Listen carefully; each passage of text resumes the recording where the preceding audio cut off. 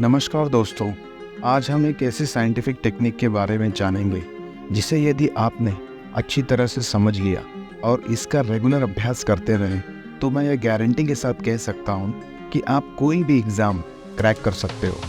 इस टेक्निक का अभ्यास करने से आपको कम से कम 4 फायदे अवश्य होंगे। पहला फ़ायदा तो यह है कि आप कम समय में बेहतर परिणाम देख सकेंगे।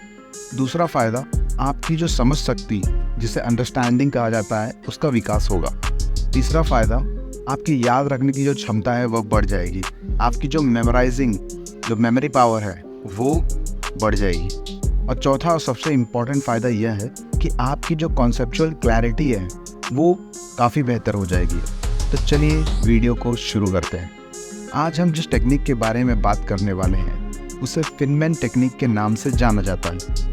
यह टेक्निक साइंटिस्ट रिचर्ड फिनमैन, जो कि एक नोबेल प्राइज़ विनिंग फिजिसिस्ट थे, उनके द्वारा इजाद की गई थी। नेशनल ट्रेनिंग लेबोरेटरी, जो कि यूएसए में एक रिसर्च इंस्टीट्यूट है, इन्होंने एक रिसर्च स्टडी की जिसके अनुसार जो भी हम लेक्चर में सुनते हैं उसका हम केवल 5% ही याद रख पाते हैं। जो हम पढ़ते हैं उसका केवल 10% ही रिटेन हो पाता है।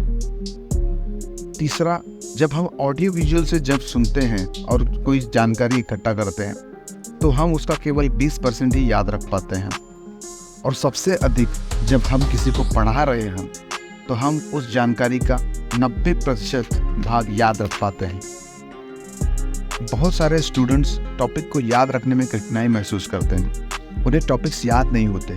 एग्ज़ाम में रहकर शायद आप अच्छे मार्क्स पा तो लो, पर आगे चलकर यदि आपने उस टॉपिक या कॉन्सेप्ट को अच्छी तरह से समझ नहीं पाए तो आप उसे ज़्यादा समय तक याद नहीं रख पाओगे।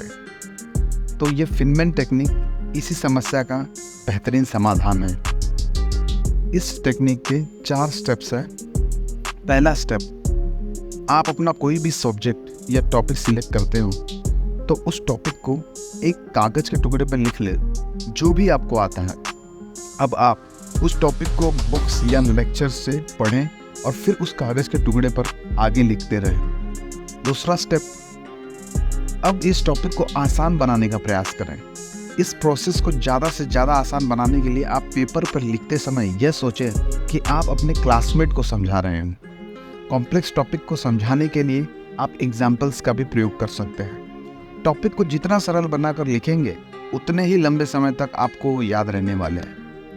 तीसरा जो स्टेप है, मान लीजिए किसी कॉम्प्लेक्स टॉपिक को पढ़ते वक्त आप कहीं अटक रहे हैं या समझने में कठिनाई हो रही है, तो उसे नोट्स या बुक्स में देख लें, फिर से पढ़ें और कॉन्सेप्ट को अच्छी तरह से समझने के बाद वापस से लिखें। इस प्रोसेस को तब तक दोहराएं जब तक आप उस टॉपिक को, उस कॉन्सेप्ट को आसानी से सरल भाषा में न लिख लें।